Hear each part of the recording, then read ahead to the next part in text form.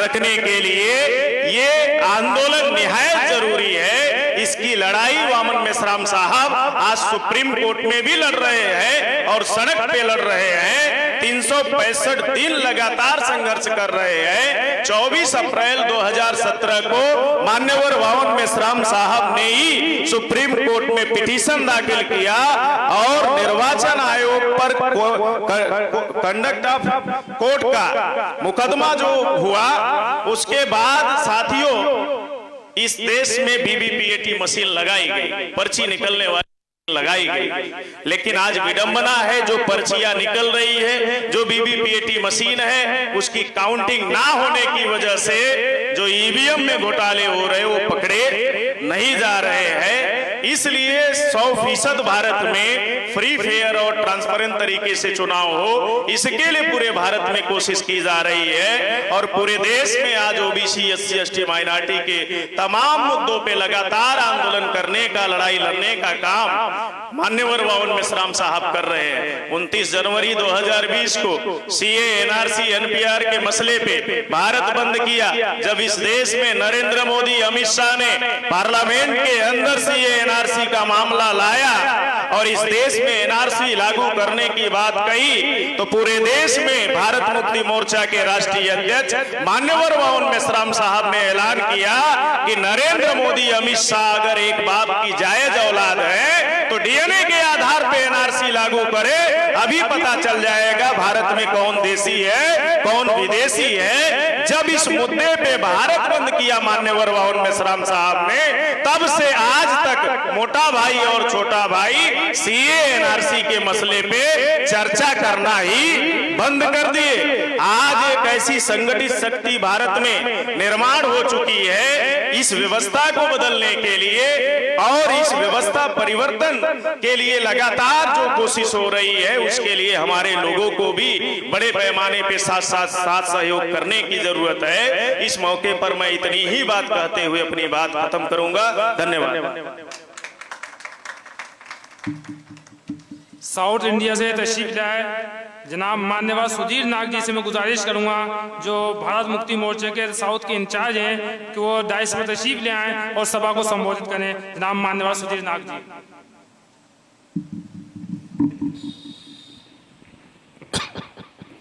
साथियों, ईवीएम भंडाफोड़ परिवर्तन यात्रा, इस रेफरेंस में मैं कुछ महत्वपूर्ण बातों को यहाँ पर रखना चाहूँगा, जो कि काफ़ी महत्वपूर्ण है। और इसमें चुनाव आयोग की जो भूमिका है, चुनाव आयोग की भूमिका के बारे में मैं आपको यहाँ जो महत्वपूर्ण बातें हैं वो बताना चाहूँगा। चुनाव आयोग ये कॉन्स्टिट्यूशनल इंस्टीट्यूशन है, संवैधानिक संस्था है, और संविधान निर्माताओं ने संवैधानिक संस्थाओं का निर्माण संविधान की रक्षा के लिए और लोगों के हित के लिए, ये लोग जो संवैधानिक संस्थाएं होती है, ये शपथ ली जाती है और संविधान की रक्षा करेंगे, in the interest of people काम करेंगे। ये संविधान निर्माताओं ने इनकी जिम्मेदारी लगाई है। संवैधानिक संस्था, जिसे कॉन्स्टिट्यूशनल इंस्टीट्यूशन कहा जाता है, ये इलेक्शन कमीशन संवैधानिक संस्था है। और अगर आप आर्टिकल 324 पढ़ेंगे, केवल 6 आर्टिकल है, आर्टिकल 324 से लेके 329, इसमें चुनाव आयोग की जो भूमिका है, चुनाव आयोग का जो उत्तरदायित्व है, जो जिम्मेदारी है, वो कितनी अहम है, कितनी महत्वपूर्ण है, ये वहां लिखा गया है। और एज पर आर्टिकल 324 के तहत चुनाव आयोग की ये जिम्मेदारी है, सुप्रिटेंडेंस, डायरेक्शन एंड कंट्रोल के तहत चुनाव आयोग ने free, fair and transparent election करना चाहिए।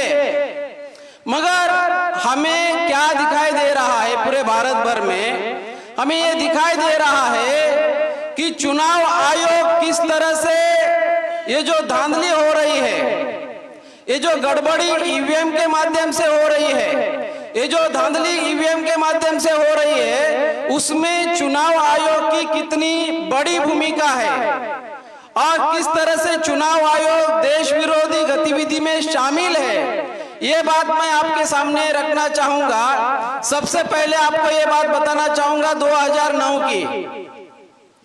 2009 में चुनाव आयोग की जो टेक्निकल एक्सपर्ट टीम है, टेक्निकल एक्सपर्ट कमेटी के द्वारा ये कहा गया था कि जो 9,03,000 ईवीएम मशीन है उसको आप 2009 के इलेक्शन में इस्तेमाल ना करें।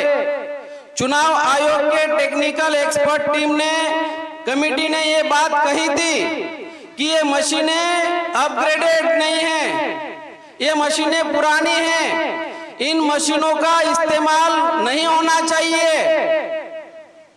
चुनाव आयोग ने उन्हीं मशीनों का इस्तेमाल किया जो मशीनें पुरानी थी, उन्हीं मशीनों का इस्तेमाल कर 2009 का चुनाव जीता। मतलब कांग्रेस ने जीता। ये कांग्रेस और बीजेपी और कांग्रेस हमारे सामने हमें दिखाई देता है। चुनाव आयोग की इसमें अहम भूमिका है। चुनाव आयोग या तो बीजेपी के फेवर में काम कर रहा है, मतलब शासक जाति के फेवर में काम कर रहा है। चुनाव आयोग या तो बीजेपी के फेवर में काम कर रहा है या तो कांग्रेस के फेवर में काम कर रहा है। 2009 में जो बात चुनाव आयोग के टेक्निकल एक्सपर्ट कमेटी ने, टीम ने जो बात कही थी, उसको चुनाव आयोग ने नहीं माना और चुनाव कंडक्ट किया, धोखेबाजी की, घोटाला किया और घोटाले से 2004 का तो चुनाव कांग्रेस ने जीता था लोकसभा का, वो भी ईवीएम के माध्यम से घोटाला करके जीता था। 2009 का चुनाव भी कांग्रेस ने ईवीएम में घोटाला करके जीता, उसमें चुनाव आयोग की अहम भूमिका है। 2014 का जब इलेक्शन 14 में जब इलेक्शन हुआ तो 2014 के इलेक्शन में जो 9,03,000 मशीनों को चुनाव आयोग की जो टेक्निकल एक्सपर्ट टीम है, उन्होंने जो कहा था कि ये मशीनें अपग्रेडेड नहीं हैं, ये मशीनें अब ओल्ड है, पुरानी है, इन मशीनों का इस्तेमाल नहीं होना चाहिए। 2014 के इलेक्शन में भी इन मशीनों का इस्तेमाल नहीं होना चाहिए था, मगर 2014 के इलेक्शन में इलेक्शन कमीशन के द्वारा इस्तेमाल किया गया। मतलब 9,03,000 ईवीएम मशीन को इस्तेमाल में लाया और बीजेपी को चुनकर लाया। मतलब 2014 में 9,03,000 जो अपग्रेडेड मशीन नहीं थी, जो पुरानी मशीनें थी, और टेक्निकल एक्सपर्ट कमेटी चुनाव आयोग को जो सुझाव दिया था, जो सजेशन दिया था, उसके विरोध में जाके चुनाव आयोग ने इलेक्शन कंडक्ट करवाया। और इलेक्शन कंडक्ट करने के बाद क्या हुआ, 2014 का आप अगर देखते हैं, एक महीने में उन्होंने जितनी मशीनों को इलेक्शन में यूज किया था, उन सारी मशीनों को एक महीने के अंदर, जून महीने में, 2014 के जून महीने में सारी की सारी मशीनों को कबाड़ घोषित किया। कितनी भयानक बात है। दूसरी बात मैं आपको यहां पर बताना चाहूंगा, जो आप ईवीएम मशीन, जिसे आप ईवीएम मशीन जानते हो, जिसे आप ईवीएम मशीन कहते हो, वो ईवीएम मशीन आज तक, वो ईवीएम मशीन को पेटेंट नहीं है। सुब्रमण्यम स्वामी ने, मैं इस जो बात मैं आपको बताना चाहता हूं, इस बात को यहां क्यों बताना चाहता हूं कि चुनाव आयोग किस तरह से धोखेबाजी कर रहा है, चुनाव आयोग किस तरह से घोटाला कर रहा है, घोटाले में किस तरह से शामिल है। चुनाव आयोग झूठ पे झूठ क्यों बोल रहा है। तो इस रेफरेंस में मैं आपको ये बात बताना चाहता हूं कि चुनाव आयोग के द्वारा ये कहा गया था कि ईवीएम में पेटेंट है, ईवीएम को पेटेंट है, पेटेंट की हुई मशीन है। तो सुब्रमण्यम स्वामी ने 8 अक्टूबर 2013 के पहले सुब्रमण्यम स्वामी ने वर्ल्ड इंटेलेक्चुअल प्रॉपर्टी ऑर्गेनाइजेशन को लेटर लिखा और लेटर लिख के उन्होंने पूछा कि क्या ये ईवीएम मशीन जिसे चुनाव आयोग के द्वारा क्या इन्होंने आपको पेटेंट के लिए अप्लाई किया था। वर्ल्ड इंटेलेक्चुअल प्रॉपर्टी ऑर्गेनाइजेशन के लोगों ने कहा कि हाँ, चुनाव आयोग के लोगों ने हमें पेटेंट के लिए अप्लाई किया था। जब हमने क्लैरिफिकेशन मांगा चुनाव आयोग के लोगों को, इलेक्शन कमीशन के लोगों को, जब हमने क्लैरिफिकेशन मांगा तो उन्होंने क्लैरिफिकेशन नहीं दिया। तो हमने ये कहा, वर्ल्ड इंटेलेक्चुअल प्रॉपर्टी ऑर्गेनाइजेशन के लोगों ने कहा कि अगर आप क्लैरिफिकेशन नहीं दे सकते तो जो आपने एप्लीकेशन किया है वो एप्लीकेशन विड्रॉ करो।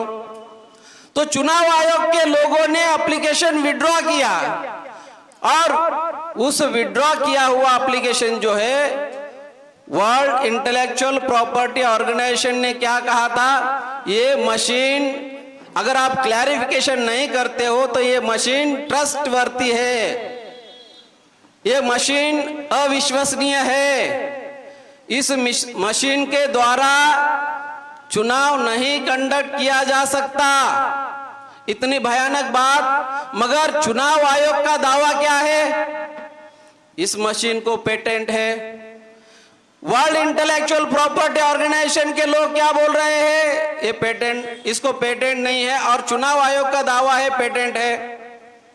कितना मतलब इससे भयानक बात आपको बताना चाहता हूं। 3 जुलाई 2019 को राज्यसभा में डिबेट हो रहा था और संजय सिंह, आम आदमी पार्टी के राज्यसभा के मेंबर संजय सिंह, इन्होंने राज्यसभा में बात रखने के लिए 2 मिनट का उनको टाइम था। 2 मिनट में उन्होंने बात रखी। उन्होंने कहा चुनाव आयोग का जो दावा है, चुनाव आयोग का क्या दावा है, जितने भी दावे चुनाव आयोग कर रहा है वो किस तरह से झूठ है, किस तरह से बदमाशी हो रही है, ये मैं आपके सामने रखना चाह रहा हूं। तो संजय सिंह ने ये कहा कि चुनाव आयोग जो बोल रहा है, ये जो चिप है, micro controller chip, EVM machine के अंदर जो माइक्रो कंट्रोलर चिप है, वो चिप चुनाव आयोग का दावा क्या है, ये 1 टाइम प्रोग्रामेबल है। चुनाव आयोग का क्या दावा है, ये जो चिप है उसका जो ब्रेन है, ईवीएम मशीन का जो ब्रेन है, चिप है, ये चिप 1 टाइम प्रोग्रामेबल है। और जो कंपनी, जिस कंपनी ने चिप बनाई, आपको सुनकर हैरानी होगी, जो कंपनी, जिस कंपनी ने चिप बनाई वो कंपनी क्या बोल रही है, ये चिप 1 टाइम प्रोग्रामेबल नहीं है। चुनाव आयोग का दावा क्या है, ये चिप 1 टाइम प्रोग्रामेबल है। और जो कंपनी अमेरिका की कंपनी, जिससे BEL, ECIL, ये लोग जो माइक्रो कंट्रोलर जो चिप होती है उसके अंदर, उसमें आपका इलेक्ट्रॉनिक वोट रिकॉर्ड होता है, उस चिप को अमेरिका से खरीदी किया जाता है। और वो अमेरिका की कंपनी क्या बोल रही है, ये चिप चुनाव आयोग का दावा क्या है? One time programmable. और जो चिप बनाने वाली कंपनी का दावा क्या है? ये वन टाइम प्रोग्रामेबल नहीं है। झूठ कौन बोल रहा है? आपको समझ में आना चाहिए कि झूठ कौन बोल रहा है। ये सारा ये जो बातें हैं संजय सिंह, इन्होंने राज्यसभा में इस बात को उठाया। दूसरी बात, आपको 2014 की बात मैंने बताई, 2019 में क्या हुआ। 2019 के पहले 2016 से लेके 2018 के बीच, अभी 2016 से 2018 के बीच में इंडिया में, भारत में 20 लाख ईवीएम मशीन गायब है। कितने लोगों को मालूम है? 20 लाख ईवीएम मशीन गायब है। 20 लाख। इसके बारे में मुंबई हाई कोर्ट में केस है। भोपाल में, मध्य प्रदेश के हाई कोर्ट में केस है। 20 लाख ईवीएम मशीन कहा गया। इसी बात को लेके कर्नाटका के असेंबली में इसके ऊपर डिबेट हुआ। 20 लाख ईवीएम मशीन कहाँ है? चुनाव आयोग चुप्पी साधे हुए बैठे हैं। मतलब इतनी सारी गड़बड़ी, इतना सारा घोटाला हो रहा है और हमें दिखाई क्या देता है? कभी कांग्रेस आ रही है, कभी बीजेपी आ रही है। और ये सारा काम किस तरह से हो रहा है, आपको इसका भी एग्जांपल देता हूं। 2019 का जब चुनाव हुआ, 2019 के चुनाव में जब रिजल्ट डिक्लेयर किया, 2019 के चुनाव का रिजल्ट डिक्लेयर किया, 23 मई 2019 को रिजल्ट डिक्लेयर किया। रिजल्ट डिक्लेयर करने के बाद 5 दिन के बाद इलेक्शन कमीशन के वेबसाइट पर वो रिजल्ट पब्लिश किया। रिजल्ट पब्लिश करने के बाद रिजल्ट कितना पब्लिश किया? केवल 4 फेज का रिजल्ट पब्लिश किया। आज तक आपको ये, हमारे लोगों को ये जानकारी नहीं है कि आज जो रिजल्ट पब्लिश किया हुआ है 2019 का, वो केवल प्रोविजनल रिजल्ट है। इलेक्शन कमीशन के वेबसाइट पर जो रिजल्ट पब्लिश किया गया, उसमें 4 फेज का रिजल्ट पब्लिश किया। उसमें 373 सीट का रिजल्ट पब्लिश किया। 373 सीट में 220 सीट्स पर ज्यादा वोट निकले। लोगों ने जितना वोट डाला, अभी आपके उत्तर प्रदेश में आपने सुना होगा कि यहाँ 2 जगह, एक तो जो किन्नर है, उन्होंने सबूत आपके सामने सबूत पेश किया कि रिकाउंटिंग करने के बाद किन्नर, वो जो सोनू किन्नर है, उनको जीत हासिल हुई। ये तो छोटी बात है, लेकिन लोकसभा का जो इलेक्शन है, लोकसभा के इलेक्शन में जो इलेक्शन कमीशन के वेबसाइट पर जो आंकड़े पब्लिश किए थे, वो ही आंकड़े इलेक्शन कमीशन ने उनके वेबसाइट से डिलीट कर दिए, गायब कर दिए। इतना ही नहीं, इलेक्शन कमीशन ने और इससे भी भयानक हदें पार किए हैं। कहीं कहीं पर इलेक्शन कमीशन ने जो वेबसाइट है, उनकी वेबसाइट को पूरा चेंज कर दिया। कितने लोगों को मालूम है?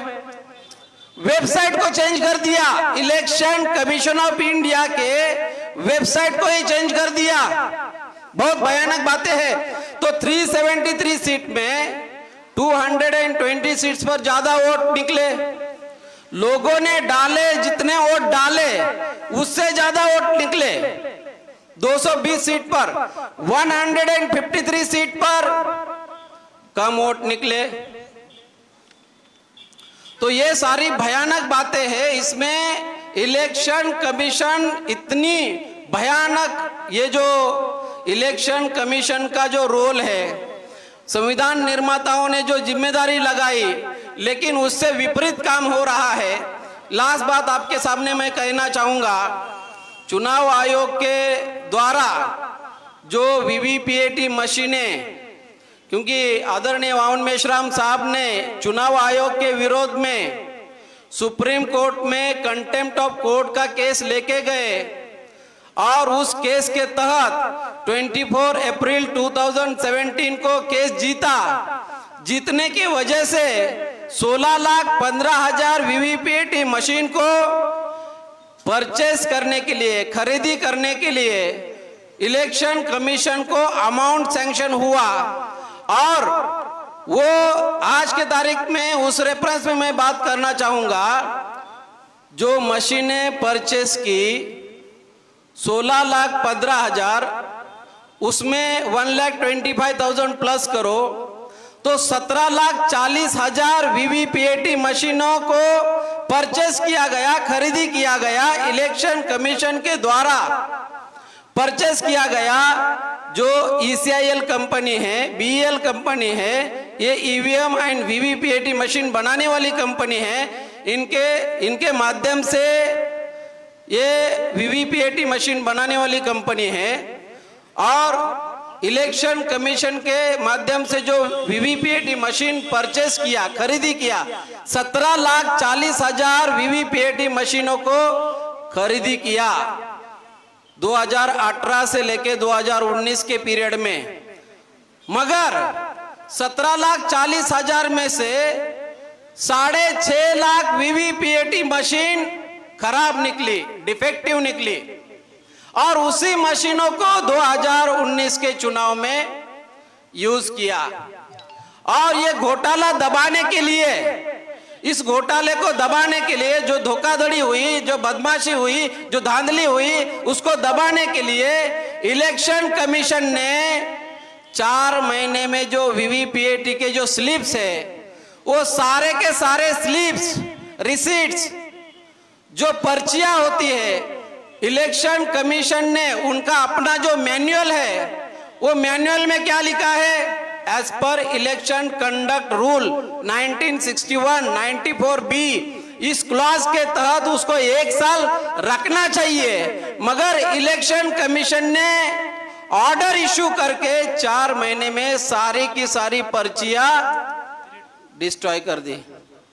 इतनी भयानक बातें, इतना सारा भयानक हमारे सामने हो रहा है और हमारे लोगों को मालूम नहीं है।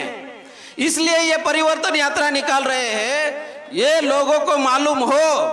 और ये जो इसके माध्यम से ये लोग क्या कर रहे हैं, money mafia, media and electronic voting machine के माध्यम से 3.5% ब्राह्मणों का कब्जा बरकरार है। 3.5% ब्राह्मणों का कब्जा बरकरार है। ये इसके लिए, ये जो देश बचाना है, संविधान बचाना है, लोकतंत्र बचाना है, और इसके लिए हमें लोगों का साथ चाहिए, सहयोग चाहिए, समर्थन चाहिए। इसके लिए ये सारा कर रहे हैं। आपने मेरी बात सुनी, धन्यवाद। Thank you very much. बहुत बहुत धन्यवाद माननीय जी, क्योंकि हमें अपने राष्ट्रीय अध्यक्ष जी को सुनना है, जिन्हें मैं यूट्यूब पर और चैनलों पर सुनता था। आज वो मेरे समक्ष हैं, मुझे बहुत ही खुशी और प्रसन्नता हो रही है। और मुझे मालूम है कि आपको तारीफ ज़्यादा पसंद नहीं है, लेकिन फिर भी मैं अपने मन के भाव के ज़रिए आपको मंच पर बुलाना चाहता हूँ, डाइस पर बुलाना चाहता हूँ। शायर कहता है, दायरे में सिमट के आया है, हर रिवायत से हट के आया है, दायरे में सिमट के आया है, हर रिवायत से हट के आया है। आंधियों को जरा खबर कर दो, आंधियों को जरा खबर कर दो, शेर वापस पलट के आया है। माननीय वामन मेश्राम जी का स्वागत है, जोरदार तालियों से इस्तकबाल करें माननीय वामन मेश्राम जी।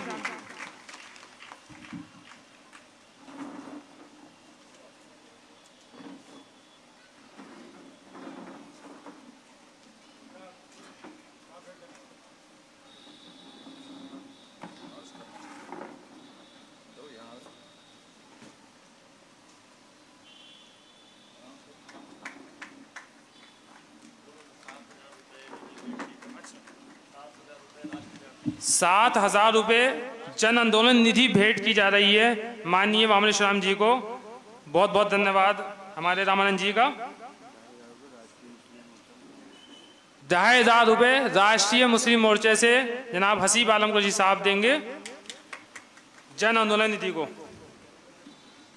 मेरी गुजारिश है फोटोग्राफी वालों से कि ये पल जो हैं अपने कैमरे में कैद कर लें। मैं भी एक 500 रुपये अपनी जानिब से माननीय वामनेश्वराम जी को अर्पित करता हूं आपकी निधि में।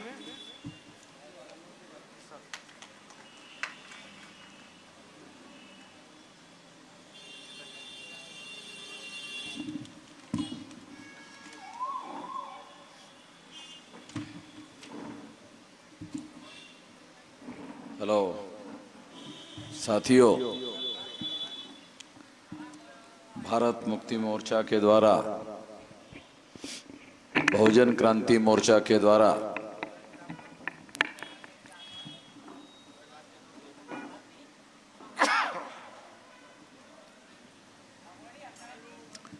कन्याकुमारी से कश्मीर तक ईवीएम भंडाफोड़ परिवर्तन यात्रा आज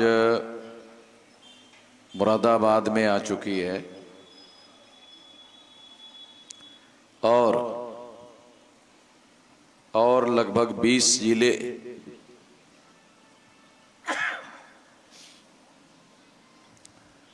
जिले अभी उत्तर प्रदेश के बाकी है। यहाँ प्रतिदिन इस कार्यक्रम को चलाया जाना है। तो इसके अंतर्गत कन्याकुमारी से कश्मीर तक चलने वाला ये कार्यक्रम 21 फरवरी 2023 से शुरू होकर 21 फरवरी 2024 तक 365 दिन तक चलने वाला है। और हम डेली जिलों में चलेंगे और इसके द्वारा 365 जिले कवर करेंगे। दूसरा 674 जिलों में ये कार्यक्रम चलेगा। तो जो दूसरी टीम है वो दूसरी टीम राष्ट्रीय स्तर की बाकी बचे हुए जिलों में इसको लेकर जाएगी। लगभग 674 जिलों में जो टोटल जिले हैं 714, उसमें से 674 जिलों में आसाम से लेकर त्रिपुरा तक ये कार्यक्रम चलेगा। ये इसलिए चलेगा क्योंकि पिछले 48 साल से, जब मेरी उम्र 18 साल 3-4 महीने की रही होगी, तब से लेकर अब तक लगभग 48 साल हो गए। 48 साल से इस देश में संगठन निर्माण करने का अभियान हम लोग चला रहे हैं। और इसके अंतर्गत आज 31 राज्यों में 567 जिलों में 4000 से ज़्यादा तहसीलों में 22,000 से ज़्यादा ब्लॉक में और 1.5 लाख से ज़्यादा गांवों में संगठन का जाल, संगठन का नेटवर्क फैला हुआ है। इसकी वजह से ये कार्यक्रम हम लोग करने का प्रयास कर रहे हैं और सारे देश भर में ये प्रयास हम लोग कर रहे हैं। साथियों, इसके अलावा राष्ट्रीय स्तर पर कार्य करने वाली दूसरे श्रेणी के नेताओं की जो श्रृंखला है, उसके अनुसार 6,500 तहसील है भारत में। तो 6,500 तहसीलों में से 6,000 तहसीलों में एक कार्यक्रम हम लोग चला रहे हैं। तो ये इतना बड़ा कार्यक्रम हम लोग चला रहे हैं करोड़ों रुपया इसमें खर्चा आ रहा है। और नेटवर्किंग, जो संगठनात्मक नेटवर्किंग है, उसके द्वारा इस कार्यक्रम को हम लोग चला रहे हैं। तो ये कार्यक्रम हम लोग क्यों चला रहे हैं, ये बहुत महत्वपूर्ण बात है। 26 जनवरी 1950 को देश में संविधान लागू हुआ और संविधान के द्वारा इस देश में संवैधानिक लोकतंत्र लागू करने की घोषणा की गई, जिसके तहत हर 21 साल के व्यक्ति को वोट का अधिकार बहाल किया गया और ये कानूनन घोषित किया गया कि लोगों को राज्य सरकारों को चुनने का अधिकार होगा और केंद्र सरकार को चुनने का अधिकार होगा। मतदाताओं को ये अधिकार होगा, वो किसको बहुमत देना चाहते हैं, किसको बहुमत नहीं देना चाहते हैं, ये उनका अधिकार होगा। यानी वोटर्स को ये अधिकार दिया गया है कि वोटर्स ये डिसाइड करेंगे देश में किसकी सरकार होनी चाहिए, किसकी सरकार नहीं होनी चाहिए। ये संविधान के अनुसार डिसाइड किया गया। साथियों, इसका मतलब ये है सारे दुनिया में जो लोकतंत्र है वो लोकतंत्र लोगों की वजह से है। ये जो लोकतंत्र शब्द है, ये लोगों के पास अपनी सरकारें चुनने का अधिकार है, उसकी वजह से ये नाम पड़ा है लोकतंत्र। इसको सबको ठीक से समझना होगा। इसका संबंध वोट के अधिकार के साथ है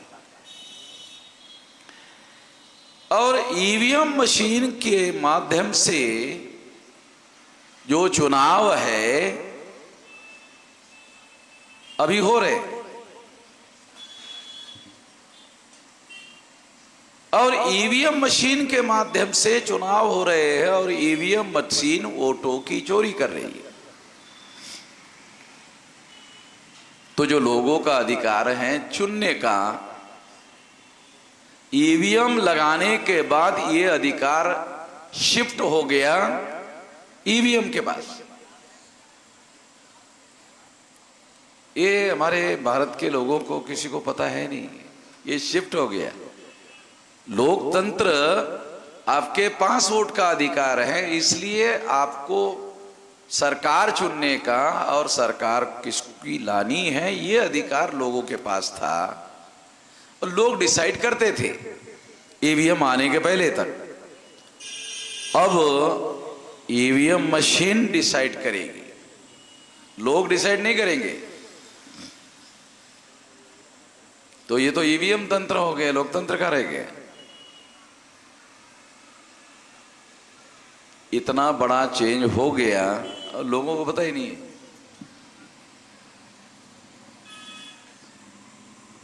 दो 2009 को ईवीएम मशीन में घोटाला करके कांग्रेस ने चुनाव जीता 2004 में, 2009 में। उसके दस्तावेजी सबूत डॉक्टर सुब्रमण्यम स्वामी सुप्रीम कोर्ट में लेकर गए और सुप्रीम कोर्ट ने 8 अक्टूबर 2013 को निर्णय दिया। ये सुप्रीम कोर्ट के जजमेंट की कॉपी है भाई, कोई काल्पनिक बातें नहीं कह रहा हूं।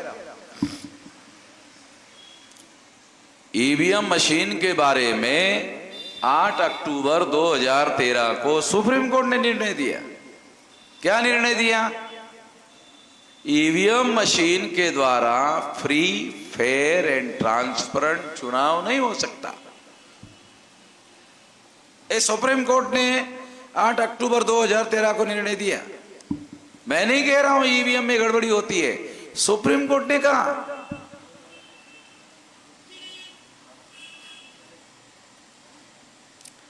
यह निर्णय सुप्रीम कोर्ट ने 8 अक्टूबर 2013 को दिया। अभी 23 चल रहा है, 10 साल हो गए, आप लोगों को पता ही नहीं है। आप लोगों को सुप्रीम कोर्ट ने फैसला दिया ईवीएम मशीन के द्वारा फ्री, फेयर एंड ट्रांसपेरेंट चुनाव नहीं हो सकता। फ्री का मतलब है भ्रष्टाचार मुक्त चुनाव नहीं हो सकता, फेयर का मतलब है निष्पक्ष नहीं हो सकता, ट्रांसपेरेंट का मतलब है पारदर्शी नहीं हो सकता। ये शब्द सुप्रीम कोर्ट के हैं। भारत के सुप्रीम कोर्ट ने ईवीएम मशीन के द्वारा फ्री, फेयर एंड ट्रांसपेरेंट चुनाव नहीं हो सकता, ये निर्णय देने के पहले ईवीएम टेक्नोलॉजी पर जर्मन के सुप्रीम कोर्ट ने निर्णय दिया कि ईवीएम से चुनाव करवाना इलीगल एंड अनकॉन्स्टिट्यूशनल है। जर्मन यूरोप का सबसे बड़ा देश है और इसीलिए वर्ल्ड वार के बाद जर्मन को 2 टुकड़ों में बांटा गया था। अब वो 2 बांटे हुए देश जर्मन जो है वो अभी इकट्ठा हो गए, तो यूरोप कम्युनिटीज में सबसे बड़ा देश है। वहां के सुप्रीम कोर्ट ने निर्णय दिया था, भारत के सुप्रीम कोर्ट ने निर्णय देने के पहले क्या निर्णय दिया था? ईवीएम मशीन के द्वारा चुनाव करवाना इलीगल एंड अनकॉन्स्टिट्यूशनल है। और सुप्रीम कोर्ट ने जर्मन के अपने ही लेवल पर बैन लगा दिया, चुनाव नहीं हो सकता ईवीएम पर। उसके बाद मामला सुप्रीम कोर्ट में गया। अब जर्मन के सुप्रीम कोर्ट ने जब ईवीएम को इलीगल एंड अनकॉन्स्टिट्यूशनल घोषित किया, तो भारत का सुप्रीम कोर्ट इसको लीगल और कॉन्स्टिट्यूशनल कैसे घोषित कर सकता? ये कॉन्सिक्वेंसेस है। बहुत लोगों को ये बात मालूम नहीं है। जर्मन के सुप्रीम कोर्ट के फैसले की जानकारी भी भारत के मीडिया ने नहीं दी। भारत के सुप्रीम कोर्ट ने दिया हुआ फैसला, उसकी भी जानकारी भारत के मीडिया ने नहीं दी। इतना बड़ा फैसला। और सुप्रीम कोर्ट ने जब कहा कि ईवीएम मशीन के द्वारा फ्री, फेयर एंड ट्रांसपेरेंट चुनाव नहीं हो सकता, तब सुप्रीम कोर्ट ने ये सोचा ये तो घोटाला हो रहा है, इस घोटाले को रोकना होगा। तो फिर इसी जजमेंट में सुप्रीम कोर्ट ने ईवीएम के घोटाले को रोकने के लिए पेपर ट्रेल मशीन लगाने का आदेश दिया। 2 बातें हो गई। एक, सुप्रीम कोर्ट ने निर्णय दिया ईवीएम मशीन के द्वारा फ्री, फेयर एंड ट्रांसपेरेंट चुनाव नहीं हो सकता। इन 3 शब्दों का एक शब्द में मतलब है ईवीएम मशीन के द्वारा घोटाला होता है, इस घोटाले को रोकना होगा। रोकने के लिए सुप्रीम कोर्ट ने दूसरा फैसला दिया कि पेपर ट्रेल मशीन लगाना होगा। अब देखो, ईवीएम टेक्नोलॉजी पेपरलेस है, ईवीएम टेक्नोलॉजी पेपरलेस है। ये हमारे लोगों को, बहुत सारे लोगों को मालूम होना चाहिए कि ईवीएम टेक्नोलॉजी जो है ये पेपरलेस है, इसमें कागज का उपयोग नहीं है। अब कागज का उपयोग ना होने की वजह से घोटाला होता भी है और पता भी नहीं चलता, क्योंकि कागज होता तो एविडेंस दिखाया जा सकता। तो ईवीएम टेक्नोलॉजी पेपरलेस है, इस वजह से घोटाला हो रहा है। इस घोटाले को रोकने के लिए सुप्रीम कोर्ट ने निर्णय दिया पेपर ट्रेल मशीन लगाना होगा। तो इस मशीन में ही कागज शब्द है, पेपर। ये आदेश देने के बाद इस देश में वोटर्स यानी आप लोग 3 तरीके से आज तक वोट करते आए हैं। 3 तरीके से, शुरू से लेकर अब तक। वो तरीका क्या है? जिससे आपको पता चल जाएगा घोटाला कैसे होता है। वो थोड़ा आपको समझाता हूं, आपको समझाने से बात समझ में आएगी। 26 जनवरी 1950 को देश में संविधान लागू हुआ। 1952 को प्रथम लोकसभा का चुनाव घोषित हुआ। ये चुनाव बैलेट पेपर पर करवाए गए थे। तो जब आप 1952 में बूथ पर वोट डालने के लिए गए थे, यानी वोटर गए थे, तो आपको बूथ के कर्मचारियों ने बैलेट पेपर दिया था। जो पुराने लोग हैं उनको मालूम होगा। तो बैलेट पेपर दिया था।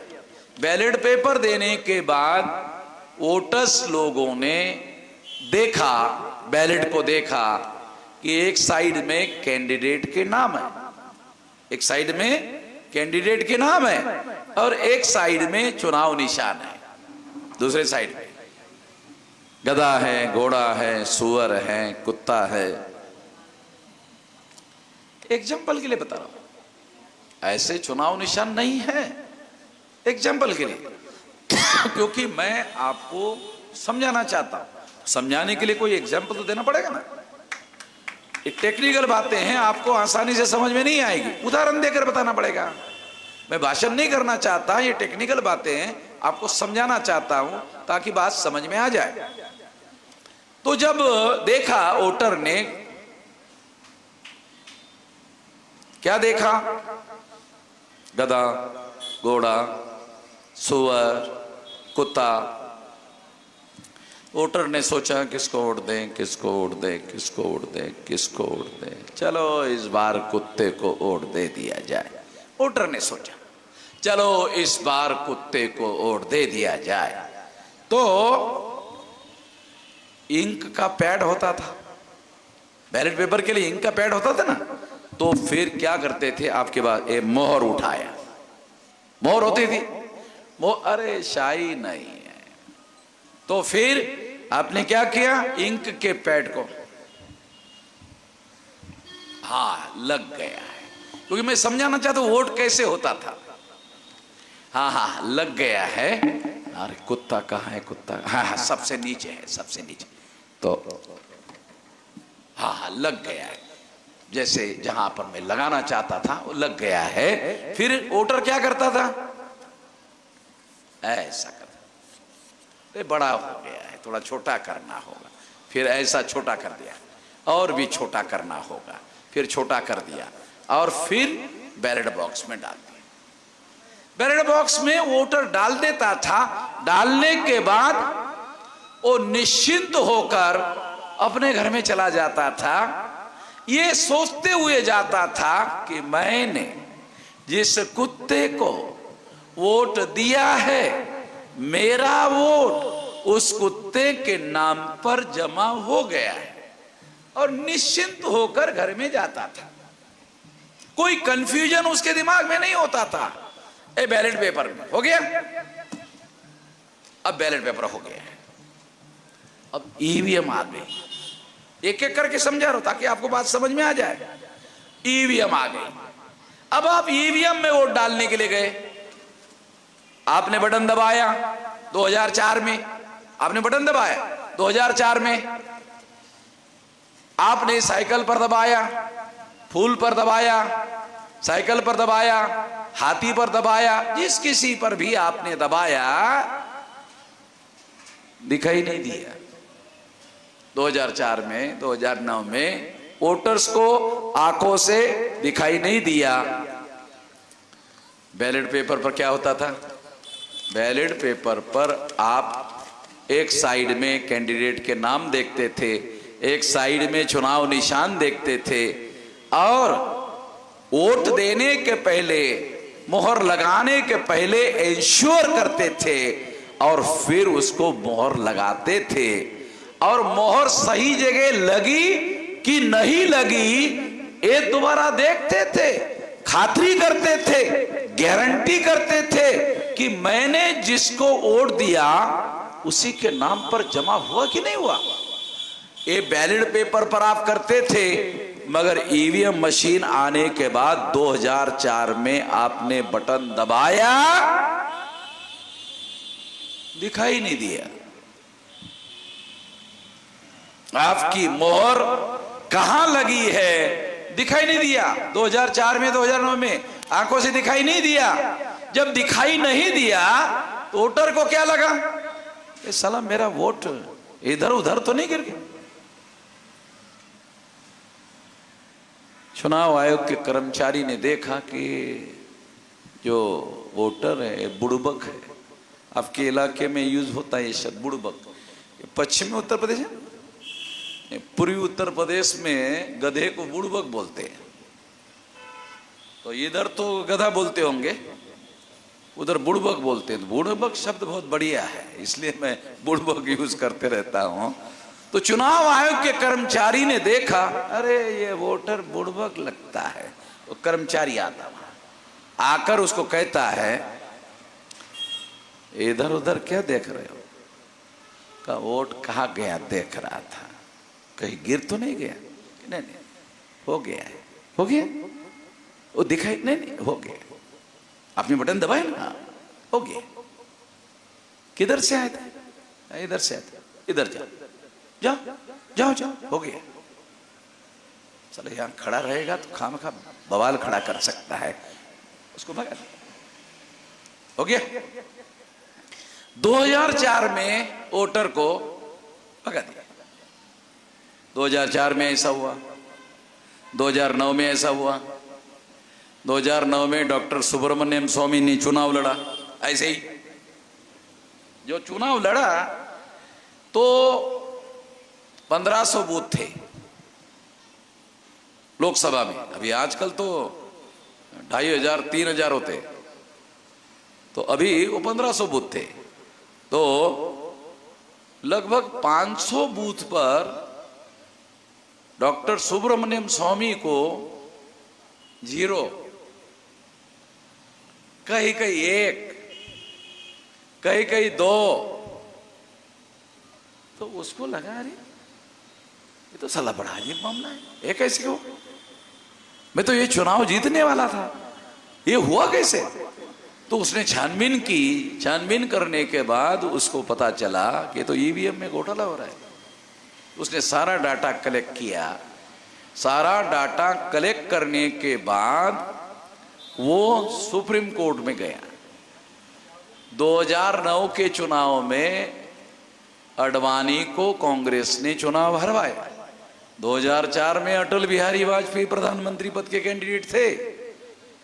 2004 में अटल बिहारी को हरवाया गया। 2009 में अडवाणी को हरवाया गया। तो अडवाणी ने यह ऐलान किया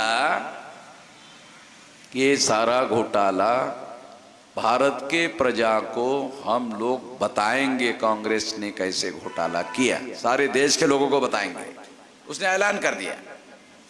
ऐलान करने के बाद कांग्रेस को मालूम था ये वही अडवाणी है, राम मंदिर यात्रा करने वाला।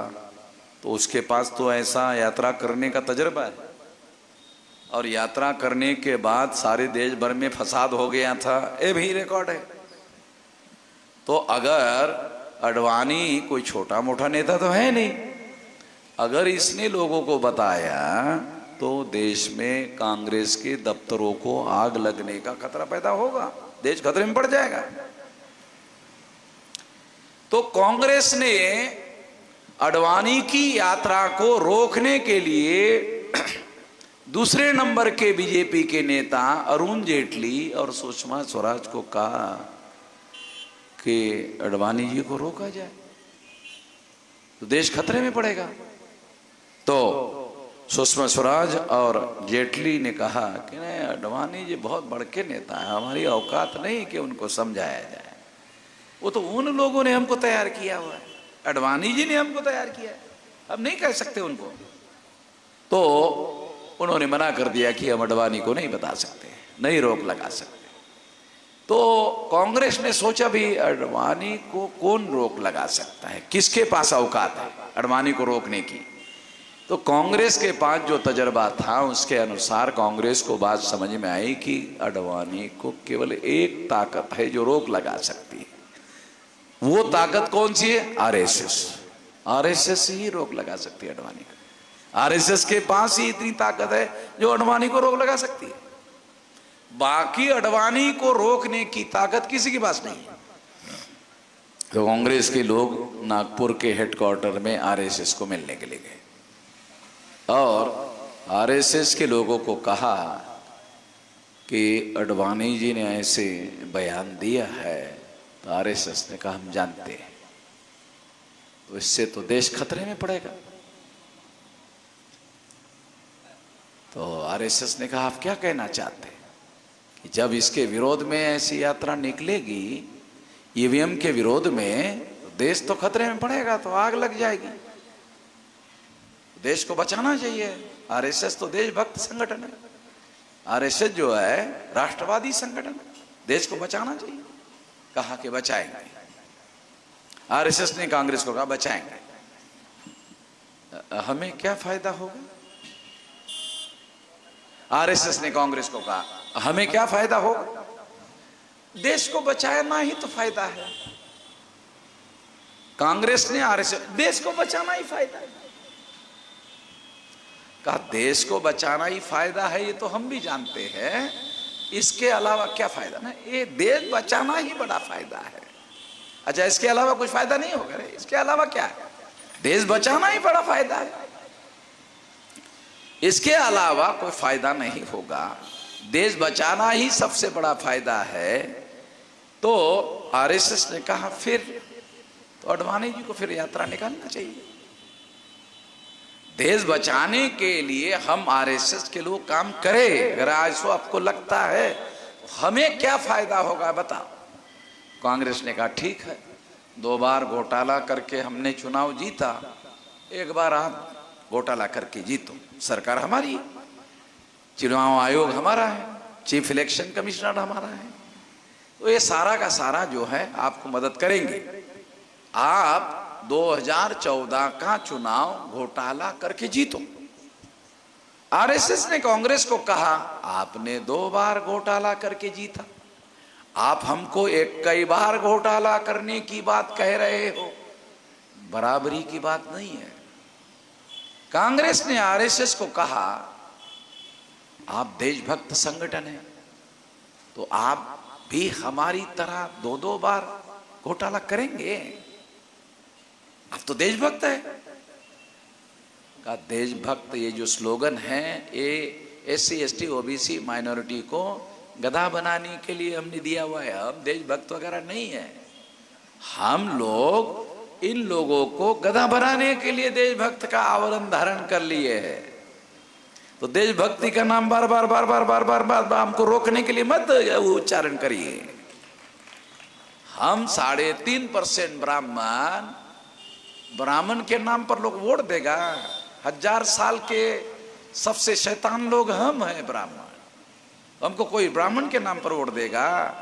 देशभक्त बनना पड़ता है। और हम लोग प्रचार में देशभक्त है, व्यवहार में थोड़ी देशभक्त है। प्रचार करने में देशभक्त है। हम नेशनलिस्ट नहीं, प्रोपोगंडिस्ट है। समझ रहे ना? हम नेशनलिस्ट नहीं, हम प्रोपोगंडिस्ट है। प्रचार में राष्ट्रवादी है।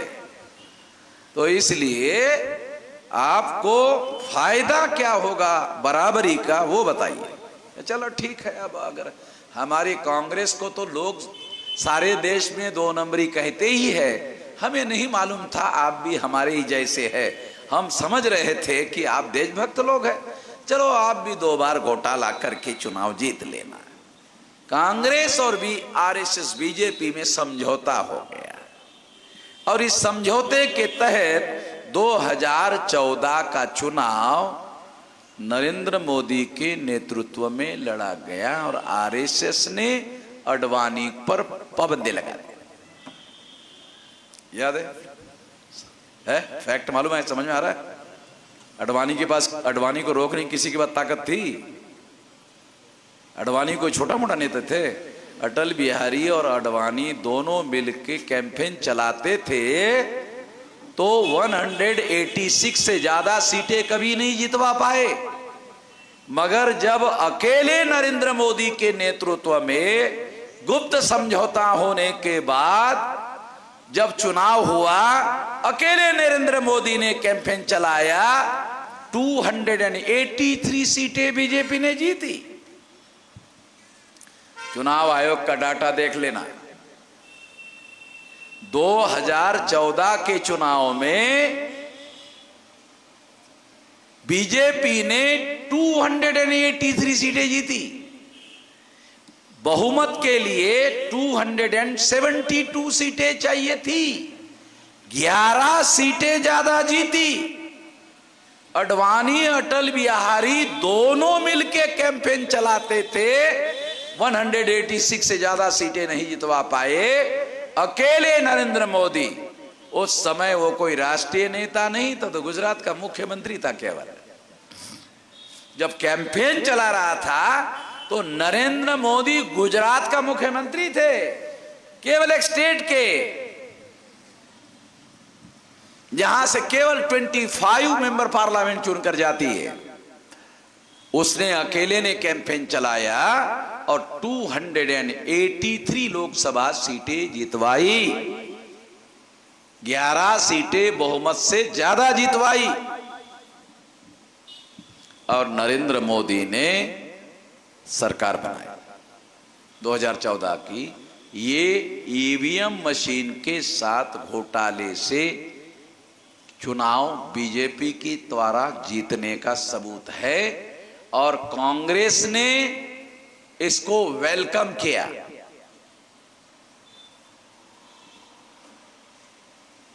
ये बात आपको बता रहा हूं, 2014 की बात है। जब 2014 में ये निर्णय हुआ और 8 अक्टूबर 2013 को 8 अक्टूबर 2013 को पेपर ट्रेल मशीन लगाने का निर्णय दिया था, तो मैंने आपको ईवीएम मशीन का वोट कैसे डाला जा रहा है आपको बताया था। ऐसे किया गया। उसके बाद पेपर ट्रेल मशीन आया और वोटर्स वोट डालने के लिए गया। 2014 में वोट डालने के लिए गया, बटन दबाया, बटन दबाने के बाद पेपर ट्रेल मशीन से कागज बाहर आया। कागज 7 सेकंड तक रुका और आपने चुनाव निशान कहां पर लगाया, वो कागज पर ठप्पा मारा हुआ कागज बाहर आया। उसके ऊपर कांच था, कांच के नीचे कागज था। वो कागज में दिखाई दे रहा था, जो दिखाई नहीं देता था 2014 में दिखाई देने लगा। आपने मोहर कहां लगाया, दिखाई देने लगा। 7 सेकंड रुकता था वो कागज, 7 सेकंड के बाद वो कागज का टुकड़ा परफोरेटर के साथ कटकर बैलेट बॉक्स में गिर जाता था। अब काउंटिंग, ईवीएम मशीन की काउंटिंग शुरू हुई।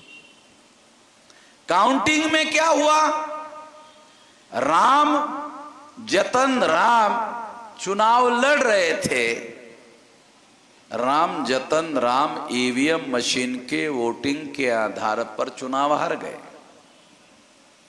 तो उसने जिलाधिकारी को एप्लीकेशन दिया कि मुझे ईवीएम मशीन के रिजल्ट मंजूर नहीं है, मुझे ये पेपर ट्रेल का जो कागज का टुकड़ा कटकर बैलेट बॉक्स में गिरा, उस कागज के टुकड़े की गिनती चाहिए। सुप्रीम कोर्ट ने निर्णय दिया कि यदि कोई कैंडिडेट कागज के टुकड़े की रिकाउंटिंग करने की मांग करता है तो कलेक्टर को रिकाउंटिंग करना होगा। तो कलेक्टर ने रिकाउंटिंग का ऑर्डर दिया, रिकाउंटिंग हुआ। जिस ईवीएम मशीन में जतन राम चुनाव हार गए थे, पेपर ट्रेल मशीन में जतन राम चुनाव जीत गए। ईवीएम में हार गए थे, पेपर ट्रेल में जीत गए। क्यों जीत गए? सवाल है ना, क्यों जीत गए? क्योंकि ईवीएम मशीन में जब आप वोट डालते हो और वोट जब ईवीएम के अंदर चला जाता है तो ईवीएम के अंदर केवल आपके वोट का इलेक्ट्रॉनिक रिकॉर्ड रहता है और कोई फिजिकल एविडेंस नहीं रहता है। ये बैलेट पेपर में फिजिकल एविडेंस रहता है ना, ईवीएम मशीन में वोट का केवल इलेक्ट्रॉनिक रिकॉर्ड रहता है। और इलेक्ट्रॉनिक रिकॉर्ड की विशेषता क्या है? सारे दुनिया के एक्सपर्ट मानते हैं कि इलेक्ट्रॉनिक रिकॉर्ड ट्रांसफरेबल होता है। चलो आपको ये भी सभी सबूत के साथ बोल देता हूं। ये स्मार्टफोन है, ये स्मार्टफोन इलेक्ट्रॉनिक है, ये इलेक्ट्रॉनिक जैसे ईवीएम इलेक्ट्रॉनिक है वैसे मोबाइल भी इलेक्ट्रॉनिक है। देखो इलेक्ट्रॉनिक में आप क्या करते, राम जतन राम मैसेज टाइप कर रहा है, राम पूजन राम के नाम पर। राम पूजन जी, मैं लखनऊ के एयरपोर्ट पर बैठा हुआ हूं, पहली बार दिल्ली जा रहा हूं, दिल्ली में मुझे मालूम नहीं है दिल्ली के रास्ते, आप एयरपोर्ट टर्मिनल 3 पे आ जाइए और मुझे रिसीव करके ले जाइए, मैं आपका बहुत धन्यवादी रहूंगा, आभारी रहूंगा। ऐसा राम जतन राम मैसेज टाइप करते हैं। इलेक्ट्रॉनिक रिकॉर्ड हो गया, मैसेज टाइप किया, मैसेज टाइप करने के बाद राम जन्म राम को वहां से ट्रांसफर कर दिया और दिल्ली में बैठे हुए राम भजन राम उसको जाके मैसेज मिल गया, हो गया ट्रांसफर। आप भी करते हो कि नहीं? जैसे उन्होंने किया वैसे आप भी करते हो। तो इलेक्ट्रॉनिक रिकॉर्ड ट्रांसफरेबल होता है। हो गया, प्रूव हो गया। उसी तरह से ईवीएम मशीन में आप वोट डालते हो, वो इलेक्ट्रॉनिक रिकॉर्ड है। जैसे ये मैसेज इलेक्ट्रॉनिक रिकॉर्ड है वैसे आपका वोट भी ईवीएम में इलेक्ट्रॉनिक रिकॉर्ड है। जब इलेक्ट्रॉनिक रिकॉर्ड सारे दुनिया के एक्सपर्ट्स कहते हैं ट्रांसफरेबल होता है, तो आपका वोट इलेक्ट्रॉनिक रिकॉर्ड है, वो भी ट्रांसफरेबल है। तो ईवीएम मशीन जाने के बाद आपका खेल शुरू हो जाता है और आपका वोट किसी और के नाम पर ट्रांसफर कर दिया जाता है।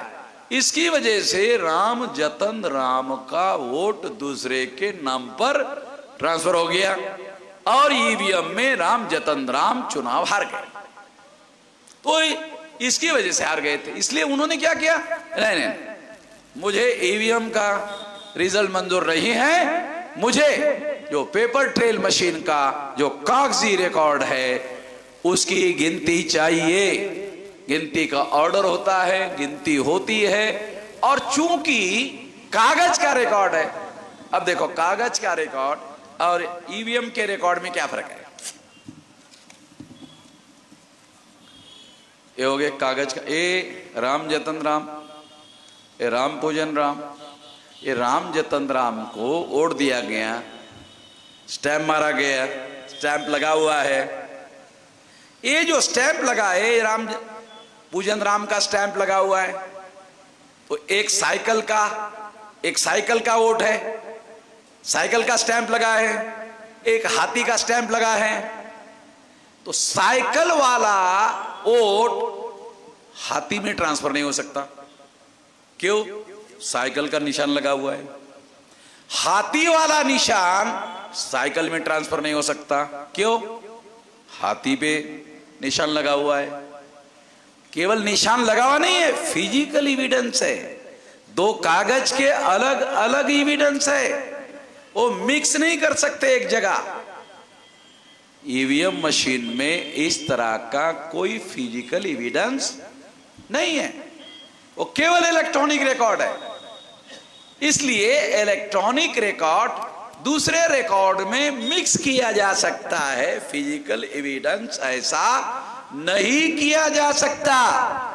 इसलिए पेपर ट्रेल की काउंटिंग होने के बाद ईवीएम ने जो वोट राम जतन राम के दूसरे के नाम पर ट्रांसफर किए थे, पेपर ट्रेल में ट्रांसफर नहीं करा पाए। इसलिए पेपर ट्रेल में राम जतन राम चुनाव जीत गए। है, समझ में आ रहा है? ज्यादा टेंशन लेने की जरूरत नहीं है। टेंशन वाला तो मामला बहुत ज्यादा है कि आपके पास जो था राज्य सरकार बनाने का अधिकार, सेंट्रल गवर्नमेंट का अधिकार, अब आपके पास कुछ नहीं है। कुछ तो थोड़ा बहुत होता है, कछु नहीं है। कच बस लाइन में लगने वाला मामला है, बस आपके पास है कुछ नहीं है। और ये हमारे लोगों को पता ही नहीं है। इतना बड़ा काम हो गया, काम नहीं कांड हो गया। कांड, ये कांड है, काम नहीं कांड हो गया। बहुत साइलेंटली हो गया, आवाज भी नहीं हुआ। तो ईवीएम में का आवाज थोड़ी होता है। ये सारा का सारा हुआ और इस तरीके से ये सारा का सारा घोटाला होता है। 2014 में ऐसा हुआ, 2015 में ऐसा हुआ, 2016 में ऐसा हुआ। जैसे ही मुझे मालूम हो गया, मैं सुप्रीम कोर्ट में 2016 में सारा डाटा लेकर गया।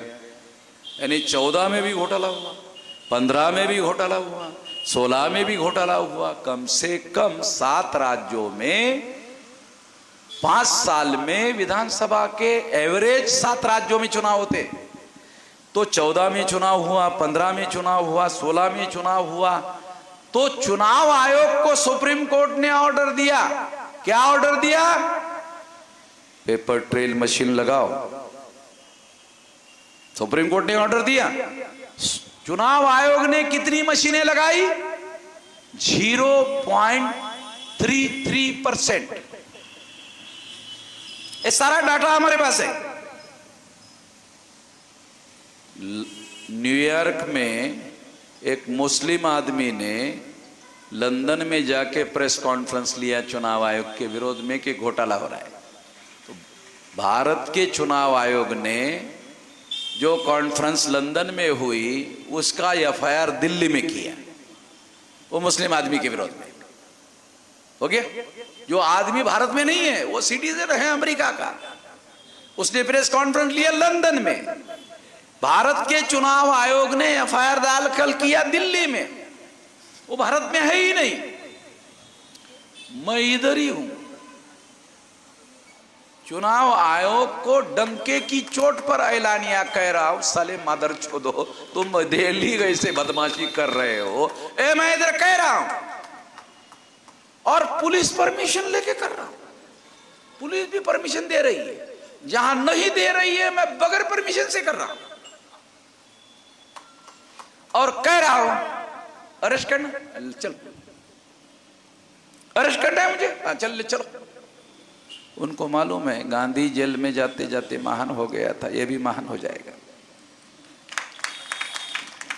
गांधी महान नहीं था, गांधी भी जेल में जाते जाते महान हो गया। और इतना महान हो गया था कि अंग्रेजों को ही कहा चले जाओ, चले जाओ।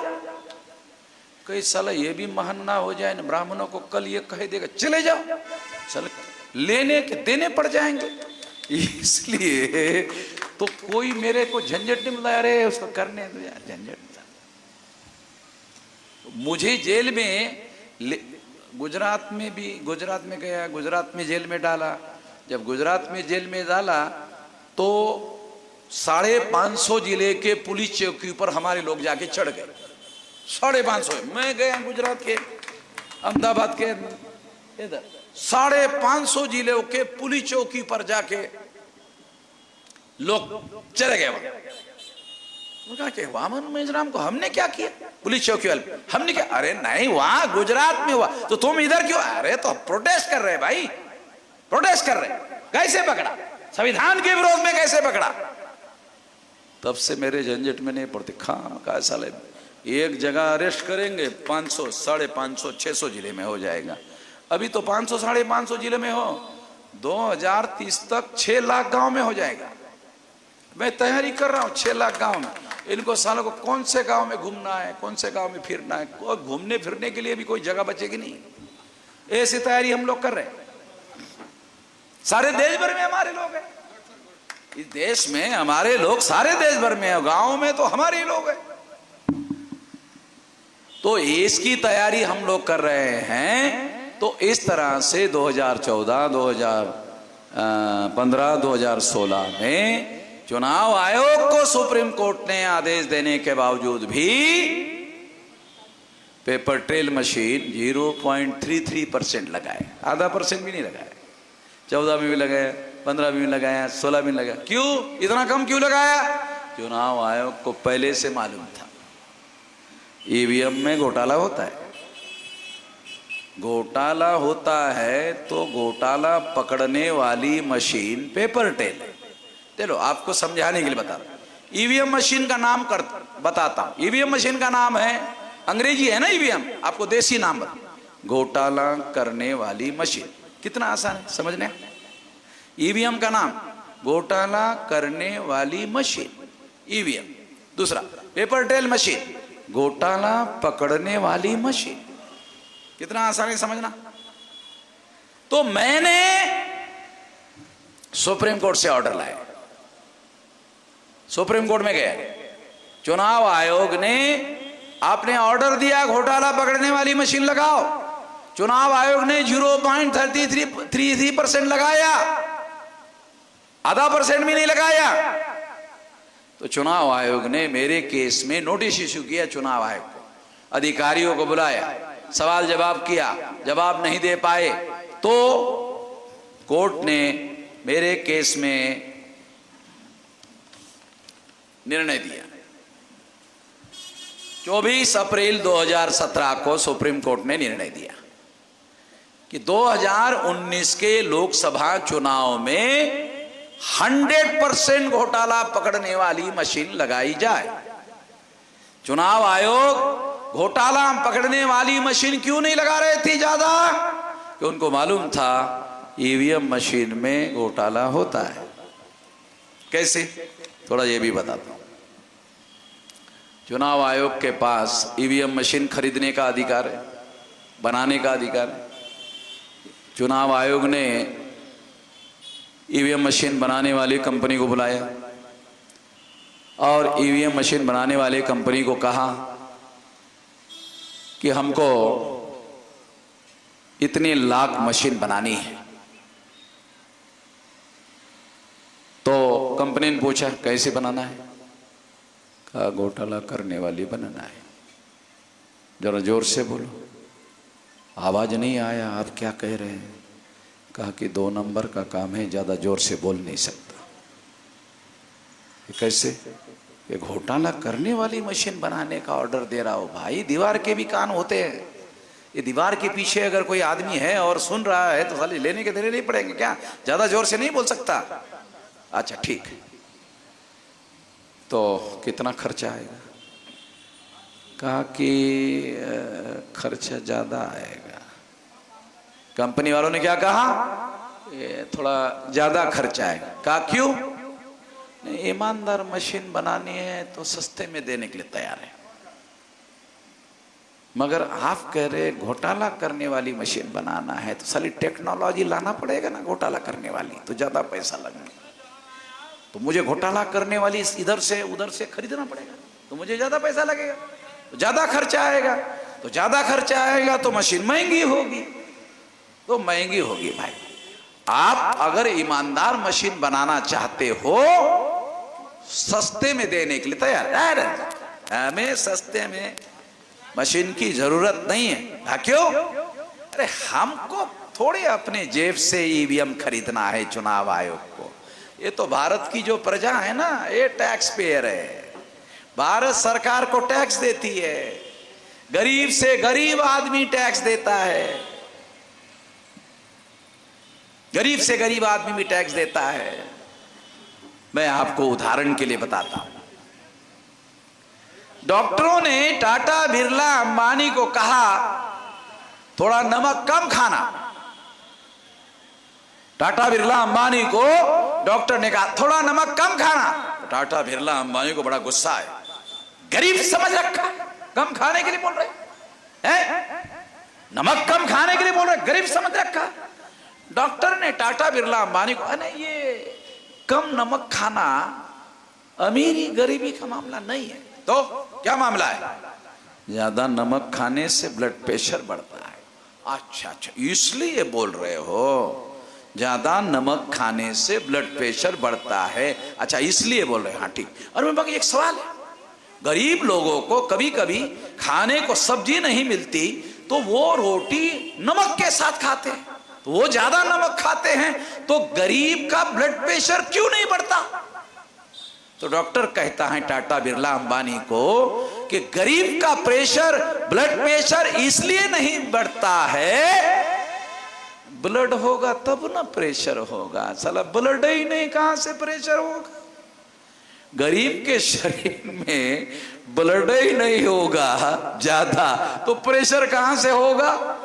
तो इस तरह से नमक खाने वाले लोगों को भी टैक्स पे करना पड़ता है। पता है आप लोगों को, नमक पर भी टैक्स लगा हुआ है और गरीब से गरीब आदमी को भी टैक्स पे करना पड़ता है। भारत सरकार की तिजोरी में टैक्स जमा होता है। चुनाव आयोग के अधिकारी ने कहा हमें थोड़ी खर्चा करना है, खरीदना हमारी जेब से, वो तो साला भारत सरकार का पैसा आता है, हम मशीन खरीदते हैं, चलो आप महंगा लगाओ कोई बात नहीं हमें, मगर मशीन हमको घोटाला करने वाली चाहिए। तो चुनाव आयोग को तो पहले से मालूम है कि ईवीएम में घोटाला होता है, चुनाव आयोग को मालूम नहीं है घोटाला होने में, चुनाव आयोग को तो मालूम ही है ईवीएम में घोटाला होता है। इसलिए चुनाव आयोग घोटाला पकड़ने वाली मशीन लगाने के लिए किंतु परंतु करते थे, और इसलिए 0.33% मशीन लगाया। जब एक बार लगाया, 15 को लगाया, 16 को लगाया, बढ़ा नहीं रहे थे, तो मैं सुप्रीम कोर्ट में गया। जैसा आपको कहा, जैसा आपने ऑर्डर दिया घोटाला पकड़ने वाली मशीन लगाने का, चुनाव आयोग लगा ही नहीं रहा है, और लगा रहा है तो आधा % से भी कम लगा रहा है। तो सुप्रीम कोर्ट ने चुनाव आयोग के अधिकारियों को बुलाया और सवाल जवाब किया, तो सेटिस्फैक्टरी आंसर नहीं दिया। तो सुप्रीम कोर्ट ने मेरे केस में मेरे फेवर में निर्णय दिया और कहा 2019 के लोकसभा चुनाव में 100% घोटाला पकड़ने वाली मशीन लगाने का आदेश दिया जाता है। तो ये घोटाला पकड़ने वाली मशीन, ये जो 13.5 लाख मशीनें घोटाला पकड़ने वाली 2019 में लगी हुई आपने देखी ना, वो मैंने लगाई, मैंने लगवाई सुप्रीम कोर्ट के ऑर्डर के द्वारा। ये रिटर्न ऑर्डर है, काल्पनिक बातें नहीं कह रहा हूं, और छोटी मोटी लड़ाई लड़ने का मामला नहीं है। हमारे लोगों के पास इस देश में राज्य सरकारें और केंद्र सरकार बनाने का जो अधिकार है, वो अधिकार बरकरार रहना चाहिए, इसलिए लड़ाई लड़ रहे हैं। छोटी मोटी तो लोगों को, आप लोगों को तो पता तक नहीं है, आप लोगों को तो जानकारी तक नहीं है क्या हो रहा है, क्या करना होगा। जब ये ऑर्डर मैंने लाया, सेंट्रल गवर्नमेंट में प्रधानमंत्री नरेंद्र मोदी थे, 2017 की बात। 2014 में नरेंद्र मोदी प्रधानमंत्री बने थे घोटाले से, उसके पास ये ऑर्डर की कॉपी पहुंची, उसके लॉ मिनिस्टर ने पहुंचा दी कि ये वामन मेश्राम ने टांग अड़ा दिया। अब 2019 का चुनाव आसानी से हम लोग नहीं जीत सकते। बीजेपी ने, आरएसएस ने कांग्रेस को संपर्क किया और कहा कि आपने 2 बार घोटाला किया, हम 2 बार चुप रहे, हमने आपको साथ सहयोग दिया। अब 2014 में एक बार आपने साथ दिया, 2019 का चुनाव जीतने के लिए वामन मेश्राम ने टांग अड़ा दिया है, आप साथ सहयोग करो। कांग्रेस ने आरएसएस बीजेपी को पूछा सरकार किसकी है, कहा हमारी। प्रशासन किसके नियंत्रण है, हमारे। चीफ इलेक्शन कमिश्नर किसने बनाया, कि हमने बनाया। अरे सारा कुछ आपके नियंत्रण में है, तो हमको मदद करने के लिए बोल रहे हो? अरे हमारी सरकार हुआ करती थी ना कांग्रेस के, साले किसको पूछते थे, जो 2 नंबरी काम है सब करते थे। इसीलिए हम लोगों को, सारे देश के लोगों ने कांग्रेस को कहा कि साले 2 नंबरी लोग हैं। आपके पास सरकार है, जो करना है करो। कहा नहीं, ये वामन मेश्राम ने टांग अड़ाया भाई। ये टांग वामन मेश्राम की गांधी जी की तरह सिंगल हड्डी वाली टांग नहीं है, ये डबल हड्डी वाली टांग है। ये आसान नहीं है। 4.5 लाख लोग आरएसएस के हेडक्वार्टर को घेरने के लिए नागपुर लेके गया था। ये छोटी टांग नहीं है, डबल हड्डी की टांग है। तो आपकी मदद चाहिए। कांग्रेस के सुप्रीम कोर्ट के वकील अभिषेक मनु संघवी, अभिषेक भी है और मनु भी है। मनु समझते हो ना? समझते हैं थोड़ा। मनु बोले तो हमारे लोगों, अम्बेडकरवादी लोगों को मनु मालूम नहीं, साला फिर किसको मालूम हो सकता है? तो अभिषेक मनु संघवी सुप्रीम कोर्ट का बहुत बड़ा लॉयर है। भारत में जो 10 बड़े वकील हैं उसमें एक वकील है अभिषेक मनु संघवी। कांग्रेस की तरफ से सुप्रीम कोर्ट में फरवरी 2019 में चुनाव का रिजल्ट आने वाला है मई में, और फरवरी 2019 में अभिषेक मनु संघवी गए सुप्रीम कोर्ट। ये मेरे केस की वजह से। जैसे ही गए तो जाने के बाद में स्वाभाविक है, हमारा भी केस है उधर, हमारे लोग हैं उधर। अभिषेक मनु संघवी ने जब केस डाला तो केस का मूल मुद्दा क्या था कि वामन मेश्राम ने जो केस सुप्रीम कोर्ट के द्वारा जीता है उसके अनुसार 13.5 लाख से लेकर 18 लाख पर्चियों की गिनती करनी होगी।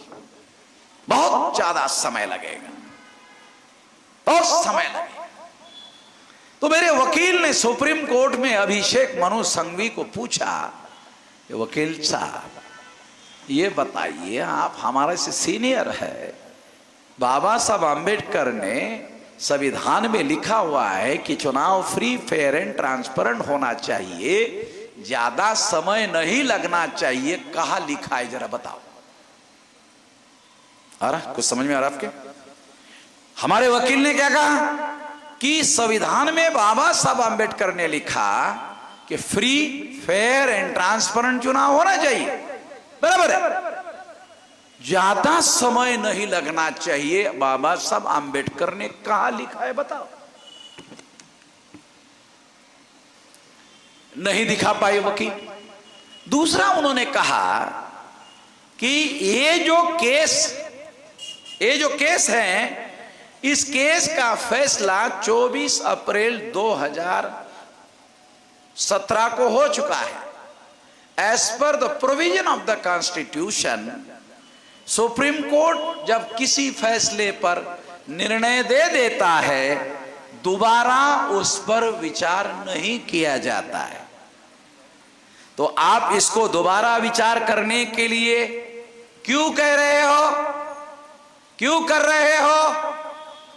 चीफ जस्टिस रंजन गोगोई थे, उन्होंने इन मुद्दों पर ध्यान नहीं दिया। चाहिए ले लो, झेरक चाहिए तो झेरक दे देता हूं, ओरिजिनल लेना चाहिए ना, फोटो से क्या हो, ले लो। ये यहां लिखा है तारीख, चलो ठीक है। तो मैं आपको बता रहा हूं, समझा रहा हूं कि अभिषेक मनु संघवी को हमारे वकील ने जो बताया, चीफ जस्टिस रंजन गोगोई थे, उन्होंने ध्यान नहीं दिया इन बातों पर। और 8 अप्रैल 2019 को रंजन गोगोई ने सुप्रीम कोर्ट में ये निर्णय दे दिया कि इन्होंने जो 50% मिलान कराने की मांग की, 50% की मांग मंजूर की नहीं जाती है, 1% मिलान कराना होगा। 1%, 50% नहीं, 1%। ये निर्णय सुप्रीम कोर्ट ने दिया 8 अप्रैल 2019 को। चुनाव चल रहा, अभी रिजल्ट आने वाला है मई में, 23 मई को रिजल्ट आ गया। 8 अप्रैल को सुप्रीम कोर्ट ने फैसला दिया मिलान करा दो। अब मिलान कराने का फैसला आने के बाद आरएसएस के लोग, भाजपा के लोग बैठे और उन्होंने अपने कार्यकर्ताओं को कहा 1% का ऑर्डर हुआ है, अब घोटाला पकड़ा नहीं जाएगा। 50% ज्यादा होता है, घोटाला पकड़ने का खतरा है। 1% का ऑर्डर हुआ है, 1% में घोटाला नहीं पकड़ा जाएगा। इसलिए जितना ज्यादा आदमी हमारा आरएसएस का, भाजपा का, विश्व हिंदू परिषद का, बजरंग दल का वोट डालने के लिए जाएगा तो ध्यान रखने का, एक आदमी जाएगा एक बार ठप्पा नहीं मारेगा, 2-2, 3-3 ठप्पा लगाने का, एक ठप्पा नहीं लगाने का। तो भाजपा के लोग जाते थे और 2-2 ठप्पे लगाते थे, ज्यादा ठप्पे लगाते थे। इसलिए आप सुनकर हैरान हो जाओगे, 373 लोकसभा से लोग, चुनाव आयोग ने लिख कर दिया 373 लोकसभा में, 220 लोकसभा में जितने वोट डाले उससे ज्यादा वोट निकले। 153 चुनाव क्षेत्रों में लोगों ने जितने वोट डाले उससे कम निकले। कम क्यों निकले? क्योंकि कम वालों को वोट बीजेपी वालों को ट्रांसफर किया गया। अमेरिका के वैज्ञानिक कहते हैं कि एक कंप्यूटर, एक ज्यादा नहीं, एक कंप्यूटर में सारे देश के चुनाव का डाटा मंगवाया जा सकता है और एक आदमी कंप्यूटर में बैठ के इसके वोट उसके नाम पर, उसके वोट उसके नाम पर, उसके वोट उसके नाम पर। तो 2020 में ज्यादा वोट निकले तो चुनाव जीतने का मामला पक्का हो गया। कम निकले क्यों? क्योंकि उनके वोट जिनको ज्यादा दिया गया उनको निकले। इस तरह से बीजेपी ने चुनाव कितनी सीटों पर जीता, घोटाला कितनी सीटों पर हुआ, लिखा हुआ है 373 सीटों पर घोटाला हुआ। बीजेपी ने सीटें कितनी जीती? 303। घोटाला कितनी सीटों पर हुआ? 373। घोटाला 373 में हुआ। बीजेपी ने सीटें कितनी जीती? 303। 373 के अंदर ही चुनाव घोटाला किया उन्होंने। ये सारा डाटा है, ये चुनाव आयोग ने लिख कर दिया हुआ है। गए क्या पत्रकार है? गए? अरे ये नहीं लेके गया,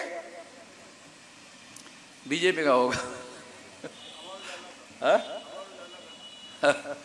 अमर उजाला वो ऐसे बीजेपी वाला पेपर है। अमर उजाला तो प्रो बीजेपी है, क्योंकि मैं उसकी खबरें डेली पढ़ता हूं। क्योंकि बीजेपी की खबरें अगर जानना है क्या बदमाशी कर रहे तो अमर उजाला जरूर पढ़ना चाहिए। तो साथियों, मैं आपको ये बताना चाह रहा हूं कि इस तरीके से 2019 के चुनाव में बीजेपी ने 303 लोकसभा की सीटें जीती और सरकार बना ली। तो ये सारे उदाहरण इस बात को सिद्ध करते हैं कि अब हम वोटरों के हाथ में क्या है? कुछ नहीं है। ये तो ईवीएम में हाथ में चला गया सारा का सारा। जो लोगों के पास सरकार बनाने का अधिकार था वो खत्म हो गया। ये सबसे भयंकर बात ये, इसलिए नरेंद्र मोदी किसी के भी नहीं सुन रहा है, किसी के भी नहीं सुन रहा है। तुमको जो करना है करो, वो अपना करते रहता है। क्यों? उसको मालूम है अपने को लोगों के वोटों से थोड़ी चुनाव जीतना है, तो ईवीएम से चुनाव जीतना है। ईवीएम की पूजा करो, ईवीएम माता प्रसन्न हो जाए, बस हो गया। बाकी लोगों को, मतदाताओं को खुश करने की कोई जरूरत ही नहीं, खत्म हो गया। अभी उसका नरेंद्र मोदी का व्यवहार देखो, 2023 चल रहा है, वो मानकर 2024 हम ही जीतेंगे। महंगाई बढ़ गई है, बेरोजगारी बढ़ रही है, दुनिया भरी की समस्या है, ये है वो है। इंडिया टुडे ने रिपोर्ट दिया, बहुत बड़ी बड़ी समस्याएं हैं। ये सारी समस्याओं का नरेंद्र मोदी बीजेपी समाधान नहीं कर पाई है। लास्ट में लिखा चुनाव नरेंद्र मोदी जीते। ये किस्म की बात है? इतनी समस्याएं, ये है ये है ये है ये है ये है ये है, ये बहुत बड़ी बड़ी समस्याएं हैं, नरेंद्र मोदी समाधान करने में कामयाब नहीं है। लास्ट नरेंद्र मोदी चुनाव जीतेगा। बड़ी अजीब किस्म की बात है। वो खुद ही कह रहे हैं कि किसी समस्या का समाधान नहीं कर रहे हैं, और कंक्लूजन में लिख रहे नहीं मोदी चुनाव जीतेगा। और नरेंद्र मोदी का व्यवहार देखो, वो 24 जीता हुआ है मानकर ही चल रहा है, 24 जीता हुआ मानकर ही चल रहा है। उसका व्यवहार देखो। आदमी का बिहेवियर होता है ना, बिहेवियर से भी रिफ्लेक्शन ऑफ माइंड का पता चलता है। उसको बोलते हैं बॉडी लैंग्वेज। उसका बॉडी लैंग्वेज का स्टडी करो तो आपको पता चलेगा। अब आखिरी बात, क्या करना होगा, इसको रोकना कैसे? तो पहली बात, रोकना कैसे? रोकने के लिए पहले नंबर पर क्या करना होगा? किसी को मालूम ही नहीं है ईवीएम में घोटाला होता है, तो लोग कैसा साथ देंगे? करना तो लोगों को है ना। और किसी लीडर को अगर करना भी है तो जनता का साथ चाहिए, जनता का साथ मिलेगा तो जनता करे, वो नेतृत्व करने वाला आदमी करेगा। तो पहले काम जनता को ईवीएम में घोटाला होता है ये कहना पड़ेगा, समझो। पहले ये काम करना पड़ेगा। मेरी बात जिसने नहीं सुनी उसके बाद जाओ कहो ईवीएम में घोटाला। क्या बात करते हैं? ईवीएम में घोटाला कैसे होता है? कुछ भी बातें कहते, पागल हो गए क्या? मेरे मित्र लोग इंजीनियर, वो भी सॉफ्टवेयर इंजीनियर। आप तो अच्छे दिमाग के आदमी है, हम ऐसा मानते थे। ये क्या पगलापन कर रहे हो? मेरे को कहा, अरे मैंने कहा एक बार तो सुन लो। फिर मैंने कहा ये सुप्रीम कोर्ट ने निर्णय दिया। अच्छा क्या बात करते हैं? ऐसे कैसे? अरे ये सुप्रीम कोर्ट ने कहा है घोटाला होता है। अच्छा मुझे कैसे मालूम नहीं है? मैं तो डेली अखबार पढ़ता हूं, खबरें देखता हूं, मुझे कैसे मालूम नहीं है? अरे तेरे को मालूम नहीं, तेरी समस्या है भाई, मेरी समस्या नहीं है। तेरे को मालूम इसलिए नहीं अखबार वाले ने खबर नहीं छापी, तेरे को मालूम इसलिए नहीं कि सोशल मीडिया ने खबर नहीं छापी, तेरे को मालूम इसलिए नहीं कि इलेक्ट्रॉनिक मीडिया ने खबर नहीं छापी। तो मीडिया किसके नियंत्रण में है? ब्राह्मण बनिया के। बनिया मालिक है, ब्राह्मण पत्रकार है।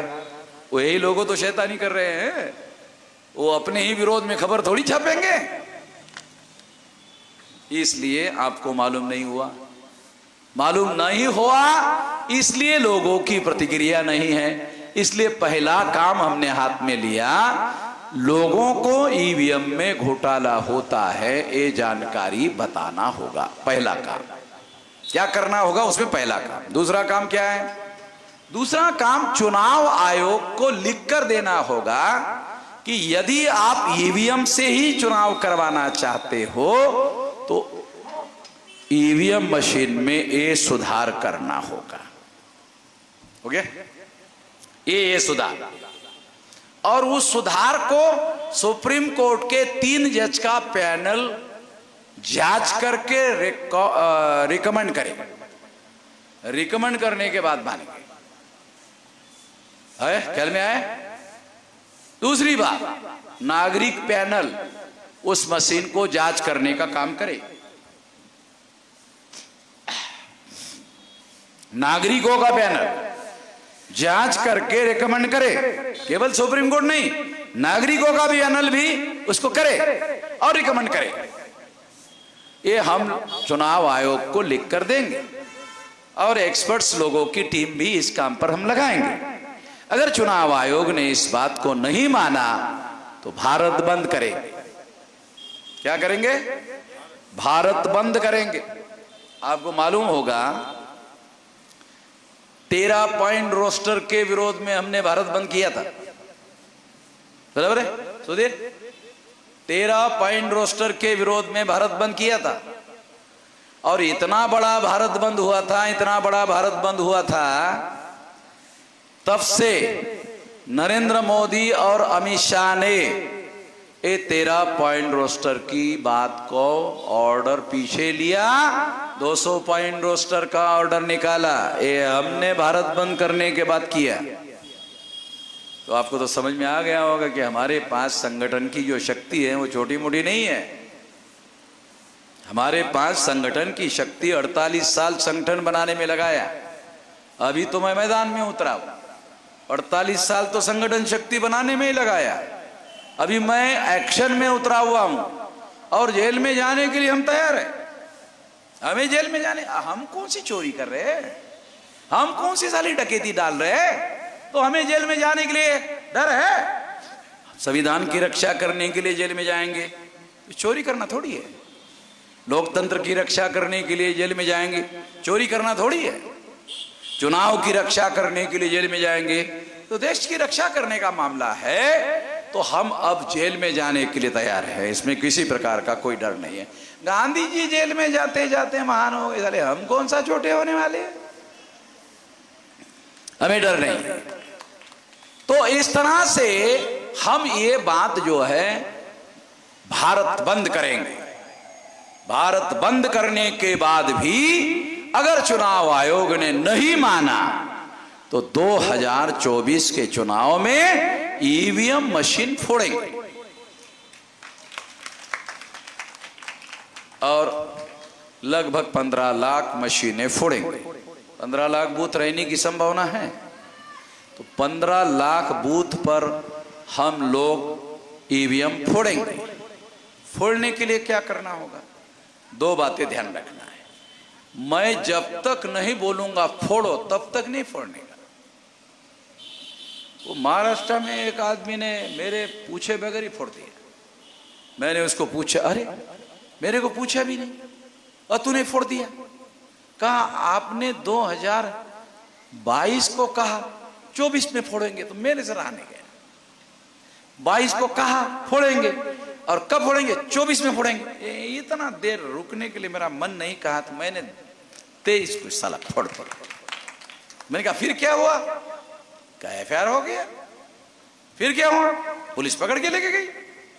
फिर क्या हुआ? केस हो गया। फिर क्या हुआ? केस चला। फिर क्या हुआ?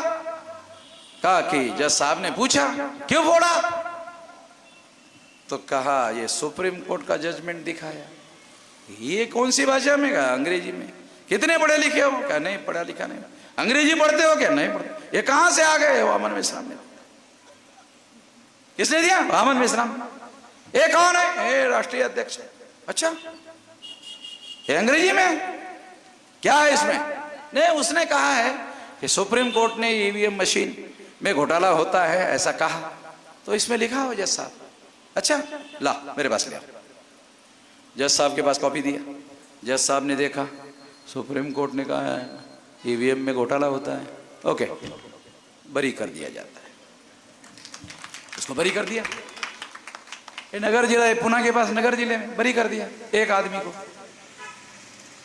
15 लाख जगह पर अगर आप ईवीएम फोड़ते हो, अरे एक को सजा नहीं दे सकते, 15 लाख को सजा देने वाले हैं। 15 लाख को सजा देंगे तो देशव्यापी आंदोलन खड़ा हो जाएगा। हमारा मकसद फोड़ना कम है, देशव्यापी आंदोलन खड़ा करना ज्यादा है। देशव्यापी आंदोलन अगर खड़ा हो गया तो ईवीएम मशीन ही नहीं बदलेगी, सरकार भी बदल जाएगी। आप समझने की कोशिश करें, ये राष्ट्रव्यापी आंदोलन खड़ा करने का मामला है। और इस तरह से कोई ईवीएम मशीन फोड़ना है तो पहले वोट डालने के लिए जाओ। कोई पुलिस वाला आप वोट डालने के लिए जा रहे हैं, रोक लगाने की उसके पास कैपेसिटी नहीं है। वोट डालने का अधिकार फंडामेंटल राइट है। किसी पुलिस के पास वोट डालने के पहले रोकने का अधिकार नहीं है। आप वोट डालने के लिए जाओ, मशीन में वोट डालो, वोट डाल दिया, हाँ, फिर 2 हाथ से मशीन उठाओ, उठाकर वहीं पर पटक दो। अभी टीवी पर कुछ दिन पहले वो एक आदमी कर्नाटक में वो जा रहा है, उसने मशीन उठाया, ऐसे जैसा मैंने बोला वैसे ही उठाया, ऐसा फोड़ दिया। फोड़ने के बाद पुलिस वाले दौड़े। तो वो सेंसिटिव मशीन होती है, क्योंकि जो सेंसिटिव मशीन है वो ज्यादा धक्के बक्के बर्दाश्त नहीं करती है, वो बंद पड़ जाती है। तो हमने कम से कम एक बूथ पर 7 लोगों की तैयारी करने का प्लान बनाया है कि एक बार मशीन फोड़ने के बाद वो दूसरी ला सकते हैं, दूसरी बार भी फोड़ना होगा, तो 7 लोगों को तैयारी करना है। और जब मशीन फूट जाएगी 15 लाख जगह चुनाव बंद हो जाएगा।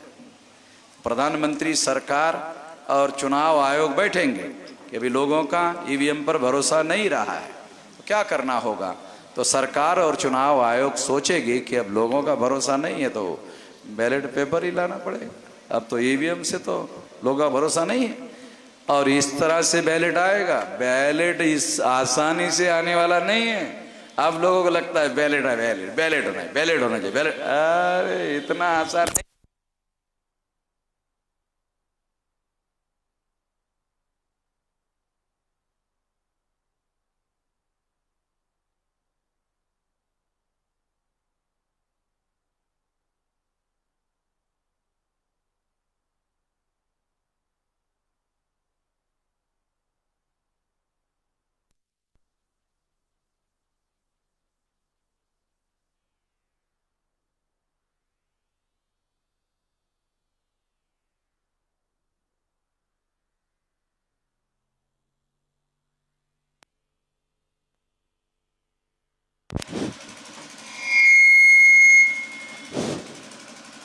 जिन लोगों को साहब को जन आंदोलन निधि निर्माण देना है, जो लोग रह गए हैं वो दे सकते हैं। प्रोग्राम की समाप्ति लगभग अब हो चुकी है।